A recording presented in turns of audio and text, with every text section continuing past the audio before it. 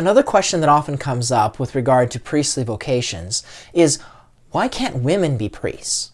The church only allows half of the population to even consider to be a priest. Wouldn't we have twice as many priests if we just let women be ordained? Well, there's a number of aspects for us to consider, and the first one is that of authority. Who has the authority to decide this? Well, the authority is God's. God alone is the one who created the priesthood, and so we don't have the authority to change it. The authority of Jesus as well. Jesus chose only men to be his apostles, to be his first priests.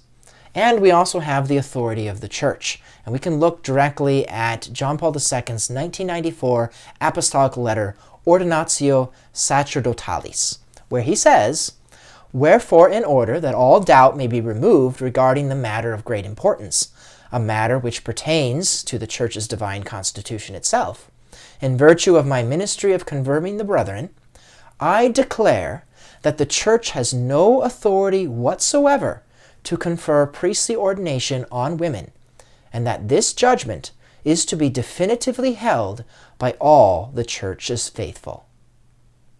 So Rome has spoken. The case is closed. But the church is also a good mother, and she wishes to explain the reasons why. And one important reason has to do with the meaning of sexual symbolism. Sex, be male and female, means something big, something important. We can't change it. It's something that comes from God. We simply discover it. God says in Genesis, in his image and likeness we were created, male and female he created us. And so the differences between men and women have to do with being in the image of God and his church.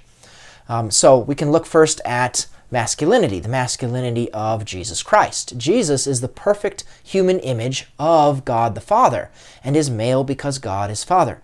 Priests of Christ, therefore, must be men because Jesus is a man. And then we can look at the femininity of the church. As men are symbols of Christ, women are symbols of the church. We read in Ephesians chapter 5, "Husbands, love your wives, even as Christ loved the church."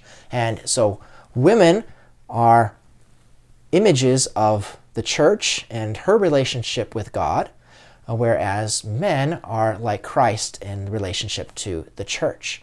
There's this complementariness between there. And obviously there's a lot more I could go into that area, but I don't want this video to be too long.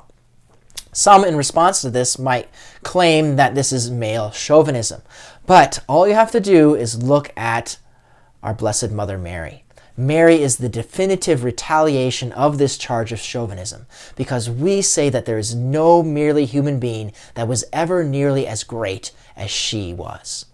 The reason why Mary is crowned Queen of Heaven, the reason for her glory and her power, her total submission to God, her sacrifice, her suffering, her service, something that all women ought to desire to imitate.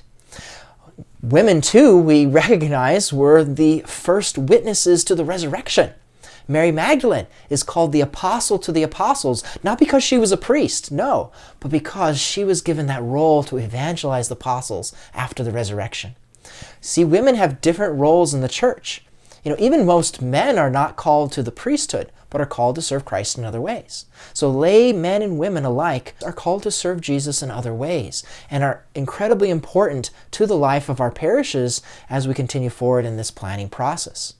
So I also invite you as well to read St. John Paul II's apostolic letter, Mulieris Dignitatem, on the dignity and vocation of women.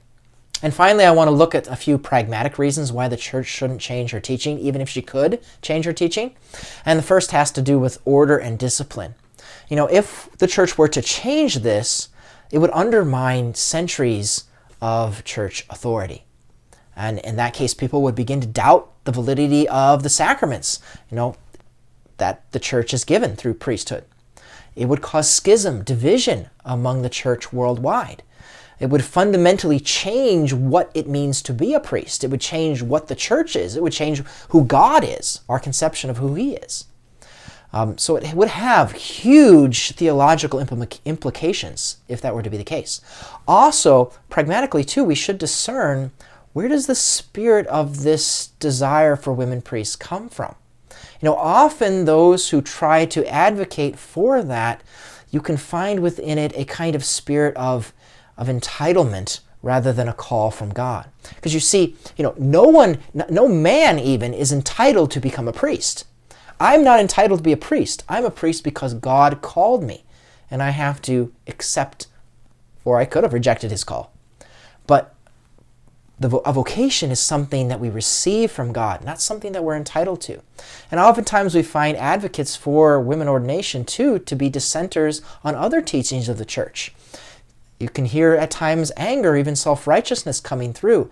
And certainly there's not the peace and love that one would expect if the source of this discernment is from prayer. You see, this proposed solution, again, it requires God himself and his church to change so that we don't have to change. This and other quick fixes to the vocations issue require somebody else to change so that I don't have to. But that's not what the Christian faith is about. Christian faith is about allowing Jesus Christ to convert our hearts back to him. And I'll talk about in a coming part, the real solution to vocations is being connected to this conversion of our own hearts.